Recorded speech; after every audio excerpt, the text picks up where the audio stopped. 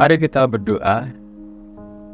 Bapa kami yang di surga, Tuhan Yesus Kristus, terima kasih untuk anugerah dan perkenanan-Mu ya Bapa. Terima kasih untuk kesempatan saat ini kembali kami akan mendengarkan firman-Mu. Itulah sebabnya kami mau tundukkan hati kami, pikiran, perasaan, dan keinginan kami. Roh Kudus yang mengurapi kami, sehingga pada saat kami membaca mendengarkan firman-Mu, Engkau sendiri yang berbicara kepada kami. Terima kasih Bapa, dalam nama Tuhan Yesus, haleluya, amin. Mendasari renungan kita hari ini, kita akan membaca dari Amsal 15 ayat yang ketiga. Amsal 15 ayat yang ketiga. Mata Tuhan ada di segala tempat, mengawasi orang jahat dan orang baik. Bapak Ibu Saudara yang dikasihi Tuhan, melalui ayat firman Tuhan ini, Tuhan sedang mengajar kepada kita untuk kita bisa mengenal Tuhan dengan benar. Karena seringkali saya katakan, ketika kita mengenal Tuhan dengan benar, maka kita dapat memiliki kehidupan seperti pengenalan kita kepada Tuhan. Nah, dijelaskan bahwa mata Tuhan ada di segala tempat, mengawasi orang jahat dan orang baik. Nah, yang ini disampaikan adalah bahwa Tuhan itu Tuhan yang Maha Tahu, Tuhan yang Maha Hadir, Tuhan yang tidak pernah tidak ada. Jadi renungan kita temanya adalah Tuhan tidak pernah tidak ada. Artinya bagi kita Tuhan itu selalu ada. Bagi kita Tuhan tidak pernah tidak hadir dalam hidup kita. Nah, dikatakan bahwa mata Tuhan ada di segala tempat, mengawasi orang jahat dan orang baik. Ini memiliki pengertian bahwa kehidupan manusia, siapapun kita, baik itu orang jahat, baik itu orang baik, baik orang yang tidak percaya ataupun orang yang percaya Tuhan Yesus, hidupnya itu terbuka di hadapan Tuhan. Tidak pernah kita bisa lepas dari jangkauan Tuhan. Tidak pernah kita bisa lepas dari perhatian Tuhan. Tidak pernah tidak ada yang tidak diketahui Tuhan tentang diri kita, tentang hidup kita. Sehingga sebetulnya apakah orang itu jahat, apakah orang itu baik, kadangkala kita manusia terkecoh, kita tertipu. Orang yang menurut kita baik, penampilannya baik, tapi hatinya kita tidak tahu apakah hatinya benar-benar baik. Orang yang kelihatannya beringas, kelihatannya kasar, kelihatannya menyeramkan, apakah orang itu sedemikian adanya? Belum tentu juga. Karena kecenderungan kita, manusia itu hanya melihat sebatas panca indera kita bisa melihat, bisa merasakan, bisa berhubungan gitu kan. Dan Tuhan Yesus pun juga mengajarkan kepada orang percaya bahwa hubungan kita dengan Tuhan itu juga tidak saja dilakukan sebatas hubungan seremonial, tetapi hubungan yang lebih mendalam, yaitu hubungan hati. Itulah sebabnya Tuhan Yesus pernah mengajarkan, memberikan satu contoh praktis. Kalau ada seorang laki-laki dalam ajaran Taurat, ajaran orang Yahudi, orang yang berzina itu orang yang melakukan hubungan laki-laki dan perempuan di luar hukum pernikahan. Tetapi Tuhan Yesus mengajarkan bahwa kalau orang melihat perempuan lalu menginginkan dalam hatinya, itu pun kata Tuhan Yesus sudah berzina.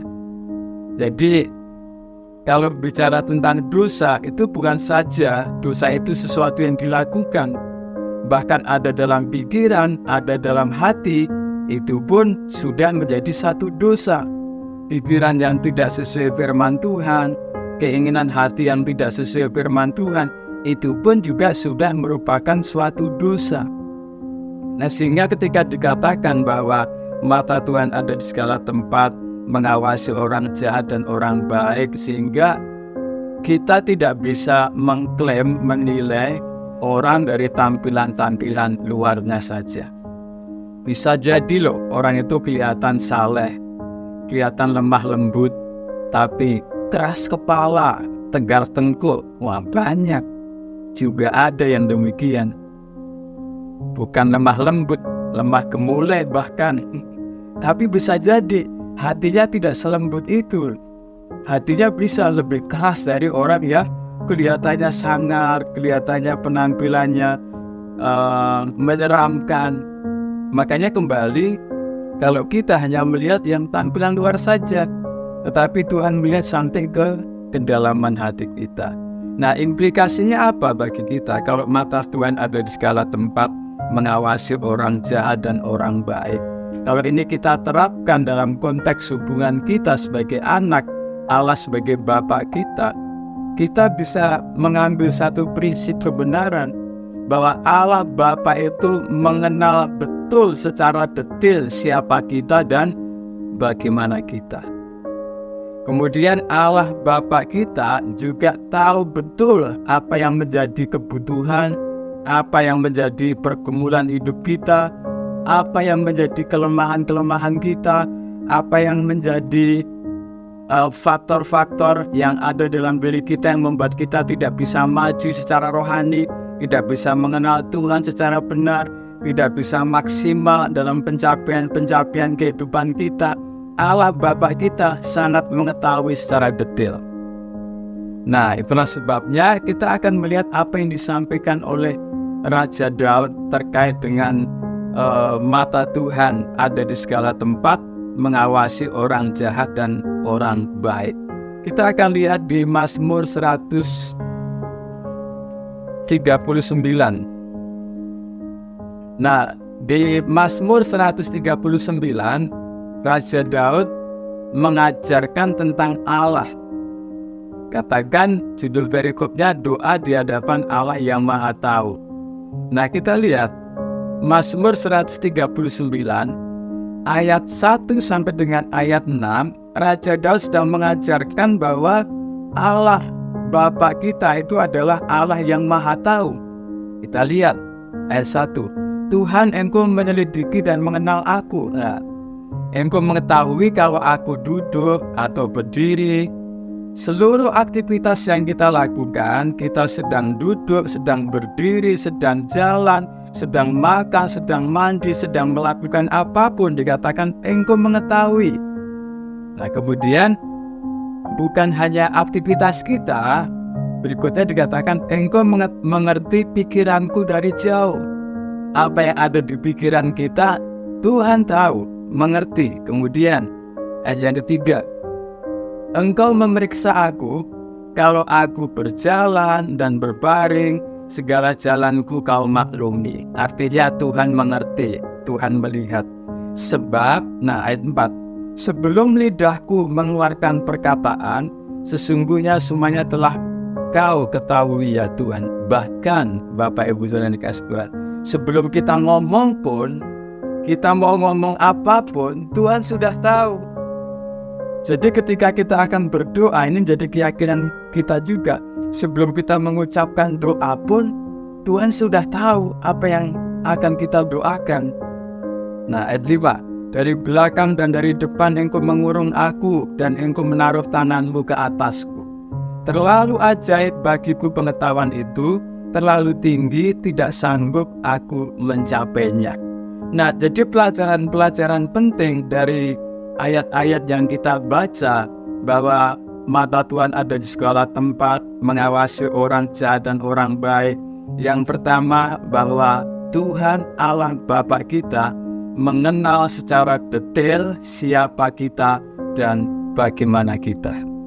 Itulah sebabnya di depan sesama kita bisa bersandiwara, kita bisa berpura-pura baik, kelihatan baik, tetapi hati kita Tuhan yang melihat, dan Tuhan melihat sampai di kedalaman hati kita. Kita nggak bisa bersandiwara di depan manusia.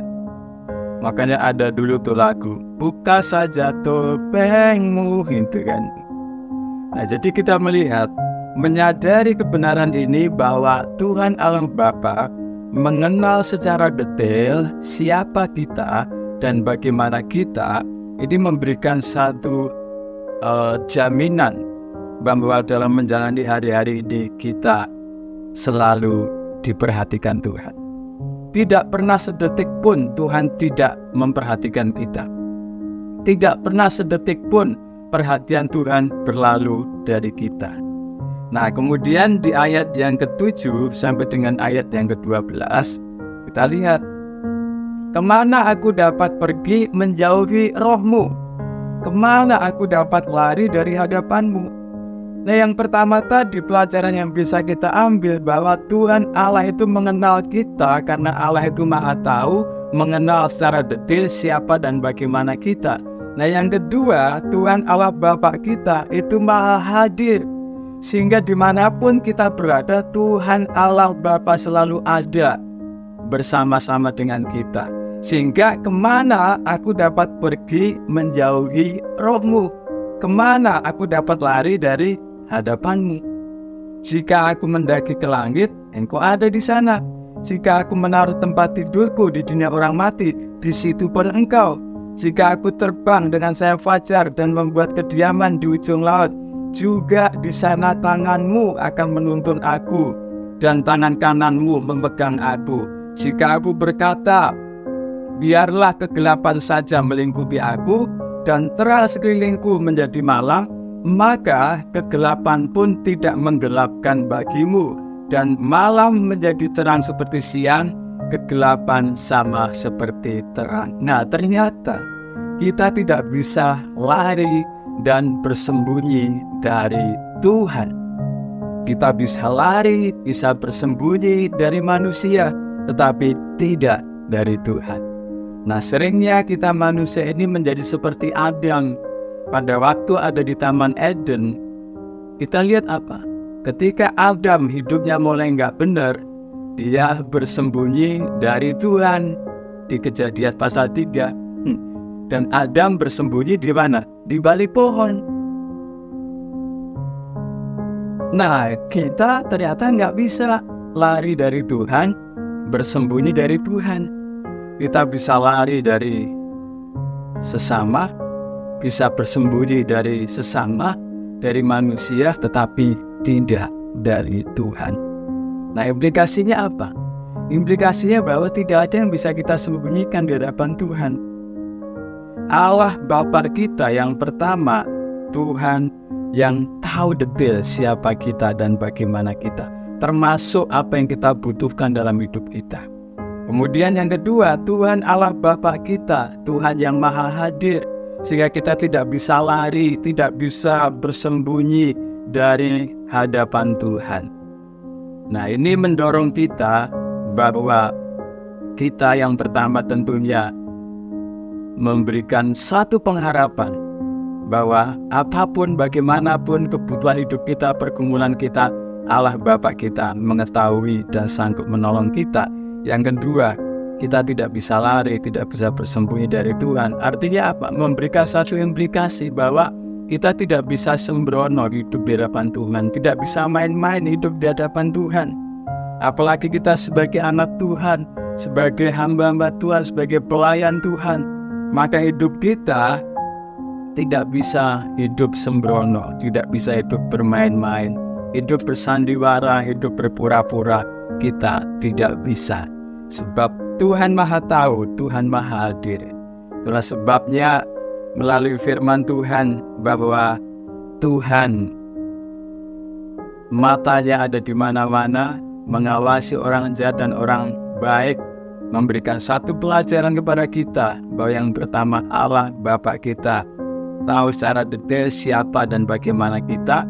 Yang kedua, Allah Bapa kita Tuhan yang selalu ada bersama-sama dengan kita. Kiranya kita terus memiliki kesadaran bahwa kita sebagai anak selalu ada di dalam hatinya, selalu ada di dalam perhatiannya Allah Bapa kita. Tidak pernah sedetik pun perhatiannya berlalu dari kita. Tidak ada yang tidak diketahui Tuhan tentang kita. Dan kita tidak bisa lari, tidak bisa bersembunyi dari Tuhan. Itulah sebabnya mari kita terus semakin dekat, dan semakin dekat kepada Tuhan Allah Bapa kita. Tuhan Yesus memberkati. Mari kita berdoa.